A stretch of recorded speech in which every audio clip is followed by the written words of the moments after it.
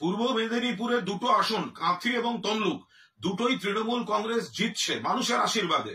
সেই কারণে বিজেপি বেশ কিছু পকেটে নন্দীগ্রামের সোনাচূড়া, খেজুরির দিকটা, সেখান থেকে পরিকল্পিতভাবে বহিরাগতদের ঢুকিয়ে যেভাবে সন্ত্রাস করছে, মারছে, বুথ দখল করছে, কেন্দ্রীয় বাহিনী কিন্তু নিষ্ক্রিয়। দুটো আসন তৃণমূল জিতছে সেটা বুঝে পূর্ব মেদিনীপুরের কয়েকটা পকেটে বিজেপি বহিরাগত ঢুকিয়ে দিয়েছে এবং গন্ডগোল চলছে। নন্দীগ্রামের সোনাচূড়া থেকে ওই বেলটা খেজুরির দিক দিয়ে ঢুকছে, ব্যাপক গন্ডগোল হচ্ছে। তারা দখল করার চেষ্টা করছে, মানুষকে মারছে, তৃণমূল কর্মীদের মারছে, হুমকি দিচ্ছে, মাইকিং করেছিল প্রকাশ্যে, ভোট দিতে বেরোবেন না, ভোট দিতে বেরোলে গ্রামে অশান্তি করছে। কেন্দ্রীয় বাহিনী ওদের সঙ্গে আছে এবং ইলেকশন কমিশন ব্যবস্থা নিতে দেরি করছে। ব্যবস্থা নিতে দেরি করার জন্য অনেকটা সময় তারা পেয়ে যাচ্ছে।